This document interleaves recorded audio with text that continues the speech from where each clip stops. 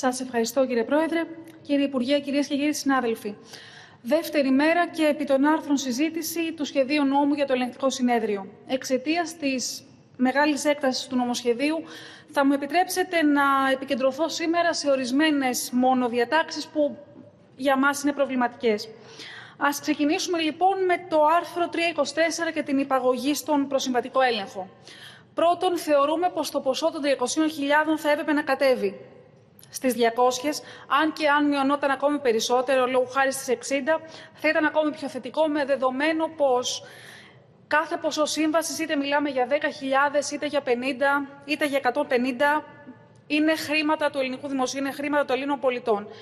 Άρα θα πρέπει ο ενδελεχής έλεγχος κάθε ποσού να γίνεται και είναι απαραίτητος. Προχωράμε λοιπόν λίγο παρακάτω στις εξαιρέσεις από την υπαγωγή στον προσυμβατικό έλεγχο, όπως αυτές περιγράφονται στο άρθρο 325. Από τον προσυμβατικό έλεγχο εξαιρούνται οι συμβάσεις, μεταξύ άλλων, οι συμβάσεις που συνάπτονται στο πλαίσιο του προγράμματος δανεισμού και διαχείρισης χρέους του ελληνικού δημοσίου και οι συμβάσεις ανάθεσης δημόσιας υπηρεσίας για την εκτέλεση δρομολογίων στις θαλάσσιες ενδομεταφορές. Διαφωνούμε κάθετα με την εξαίρεση αυτών των ειδών των συμβάσεων από τον προσυμβατικό έλεγχο, ειδικά εκείνο που αφορούν το δανεισμό και τη διαχείριση του χρέους, και πιστεύουμε ακράδαντα πως θα πρέπει ειδικά αυτές, αλλά και εκείνες των θαλάσσιων μεταφορών, να ελέγχονται πλήρως από το Ελεγκτικό Συνέδριο. Μάλιστα, θα θέλαμε μία απάντηση για το πώς οδηγήθηκε το Υπουργείο Δικαιοσύνης στο να λάβει αυτή την απόφαση για εξαίρεση αυτών των δύο κατηγοριών. Το άρθρο 339, με τίτλο «Ρυθμίσεις για τα τμήματα του Ελεγκτικού Συνεδρίου», έρχεται να τροποποιήσει το άρθρο 8 του νόμου 4129 του 2013, περιγράφοντας με μεγαλύτερη λεπτομέρεια από ό,τι έκανε ο συγκεκριμένος νόμος τις υποθέσεις δικαιοδοσίας του Ελεγκτικού Συνεδρίου,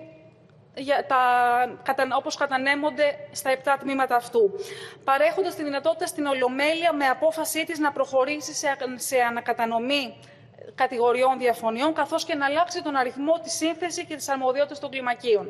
Θα μου πείτε πως είναι κάτι καθαρά διαδικαστικό. Ναι, είναι καθαρά διαδικαστικό. Αναρωτιόμαστε όμως αν υπάρχει στην πρόθεση του Υπουργείου αργότερα να δοθεί η δυνατότητα και να δούμε να δημιουργούνται και νέα τμήματα, επιπλέον τμήματα στο Ελεγκτικό Συνέδριο, αν αυτό κριθεί απαραίτητο. Προχωρώντας, άρθρο 348 και νομική προστασία ελεγκτών. Είναι εξαιρετικά σημαντικό να προστατεύονται νομικά οι ελεγκτές. Και θα θέλαμε, και αυτό είναι το σημείο που μας προκαλεί να ασχοληθούμε και να σχολιάσουμε το συγκεκριμένο άρθρο, να εξειδικευτεί ακόμη περισσότερο το πλαίσιο προστασίας τους. Καθώς είναι σαν να τους στέλνουμε σε έναν πόλεμο χωρίς τα απαραίτητα πολεμοφόδια. Και με δεδομένο ότι έχουν καταγραφεί αρκετές περιπτώσεις όπου οι ελεγκτές ταλαιπωρούνται και σύρονται σε μακροχρόνιες δικαστικές διαμάχες απλώς και μόνο γιατί έκαναν το καθήκον τους, προχωρώντας έναν έλεγχο, θεωρούμε πως θα πρέπει να λάβουμε επιπλέον νομοθετικές πρωτοβουλίες ώστε να τους προστατεύσουμε. Επιστρέφω λίγο πίσω στο άρθρο 342 και τους στοχευμένους ελέγχους. Τώρα είναι επιλογή του Επιτρόπου. Θέλουμε, και αυτό προτείνουμε, θεωρούμε πως αν θα πρέπει να αλλάξει λίγο συγκεκριμένη διάταξη, ώστε να περιλάβει την περίπτωση του ότι αν την περίπτωση που προκύψει κάτι στην πορεία ενός εγκεκριμένου από την Ολομέλεια στοχευμένου ελέγχου, να υπάρχει δυνατότητα για επιπλέον ελέγχους αυτού του είδους σε συνεργασία του Επιτρόπου με το συντονιστικό όργανο, χωρίς να χρειαστεί να περάσει ξανά από Ολομέλεια επόμενης χρονιάς. Κάτι που αν εφαρμοστεί ως έχει, ίσως φτάσουμε σε μια διαδικασία που μπορεί να πάρει μέχρι και 2 χρόνια. Κυρίες και κύριοι συνάδελφοι, όπως όλοι γνωρίζουμε, το Ελεγκτικό Συνέδριο είναι το ανώτατο δικαστήριο της χώρας, δημοσιονομικό δικαστήριο της χώρας και ο μοναδικός εξωτερικός ελεγκτής του κράτους.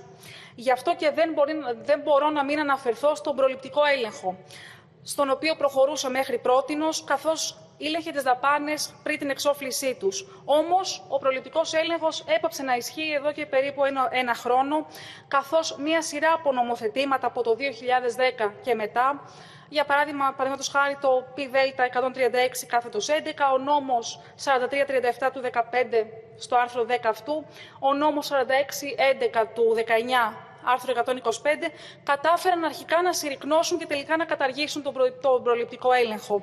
Με βασικό στόχο τελικά τον μη έλεγχο. Μόνιμη δικαιολογία ήταν η καθυστέρηση στην εξόφληση δαπανών, πράγμα που δεν ίσχυε, γιατί εκ του νόμου κάθε έλεγχος δαπάνης ήταν υποχρεωτικό να τελειώνει εντός 5 ημερών. Αν δούμε εξάλλου το αποτέλεσμα, το απότοκο της δικαιολογίας, το θέμα των ληξιπρόθεσμων, θα βρούμε την απόδειξη. Μιας και δεν έπαψαν να υπάρχουν μετά το τέλος του προληπτικού ελέγχου, ακριβώς το αντίθετο. Παρατηρείται μια συνεχής αύξηση αυτών. Σίγουρα ο προληπτικός έλεγχος χρειαζόταν βελτίωση, καθώς οι δαπάνες εκείνες που δεν περνούσαν από τον έλεγχο του ελεγκτικού συνεδρίου πληρώνονταν είτε μέσω νομοποιητικών διατάξεων είτε μέσω άλλων δικαστηρίων, όμως η κατάργησή του δεν ήταν η λύση. Δυστυχώς έχουμε οδηγηθεί πλέον σε μια σειρά επιφανειακών ελέγχων που ελάχιστες φορές οδηγούν σε καταλογισμό, με συνηθέστερο αποτέλεσμα τις ατέρμονες συστάσεις. Σήμερα, επιπλέον, με το παρόν σχέδιο νόμου και τις προβλέψεις του άρθρου 333, δίνεται η δυνατότητα στην ενιαία ανεξάρτητη αρχή δημοσίων συμβάσεων να συνδράμει το ελεγκτικό συνέδριο κατά την άσκηση της δικαιοδοσίας του επί διαφορών προσυμβατικού ελέγχου, παρεμβαίνοντας στις σχετικές δίκες ή εκτελώντας καθήκοντα συμβούλου σε τεχνικής ιδίως φύσεως ζητήματα όταν αυτό τη ζητηθεί. Μολονότι τα καθήκοντα είναι τεχνικής φύσεως, κρίνουμε ως αδιανόητο μία ανεξάρτητη αρχή, μία διοικητική υπηρεσία, να επικουρεί ένα ανώτατο δικαστήριο. Θα ήταν χρησιμότερο, θεωρούμε, και σίγουρα πιο ωφέλιμο, να φροντίσουμε, λαμβάνοντας τις απαραίτητες πρωτοβουλίες, να επανδρώσουμε το δικαστήριο με μηχανικούς, τεχνικούς και άλλους επιστήμονες άλλων ειδικοτήτων, έτσι ώστε να μπορεί από μόνο του να κάνει τη δουλειά του. Αξίζει δεν να σημειώσουμε ότι έχει να γίνει γραπτός διαγωνισμός για το ελεγκτικό συνέδριο από το 1992. Επιπλέον, γιατί συνεχίζουμε να επιτρέπουμε να γίνονται αποσπάσεις από το ελεγκτικό συνέδριο προς διάφορες άλλες υπηρεσίες και ακόμη και πολιτικά γραφεία όταν κρίνουμε πως είναι υποστελεχωμένο. Γιατί δεν αποφασίζουμε να βάλουμε ένα τέλος σε αυτό προχωρώντας άμεσα σε διαγωνισμό ΑΣΕΠ. Είναι δυνατόν να επιλέγουμε ως λύση μία ανεξάρτητη αρχή να εμπλέκεται με τη δικαστική εξουσία? Θεωρώ πως για τις υπόλοιπες διατάξεις, όπως τα παράβολα, τα ειδικά τμήματα, την υπηρεσία στατιστικών ελέγχων, τη δυνατότητα της Βουλής να ζητά κατά προτεραιότητα το έλεγχο, έχω τοποθετηθεί εκτενώς και επαρκώς σε όλες τις προηγούμενες συνεδριάσεις μας. Ως εκ τούτου δεν θα επανέλθω σήμερα. Κλείνοντας, κυρίες και κύριοι συνάδελφοι, βρίσκουμε πως θα ήταν εξαιρετικά χρήσιμο στο πλαίσιο του προληπτικού ελέγχου που θα έπρεπε να επανέλθει, να ενταχθεί και ένα είδος ελέγχου που δεν είναι στις έως τώρα αρμοδιότητες του ελεγκτικού συνεδρίου, ο έλεγχος σκοπιμότητας. Καθώς το ελεγκτικό συνέδριο μπορεί να ασκήσει μόνο έλεγχο χρηστής δημοσιονομικής διαχείρισης, που είναι έλεγχος της στήρησης, μισό λεπτό θα χρειαστώ κύριε Πρόεδρε, της αναλογικότητας μεταξύ στόχων και καταλληλότητας των διατεθέντων μέσων, αλλά όχι σκοπιμότητας.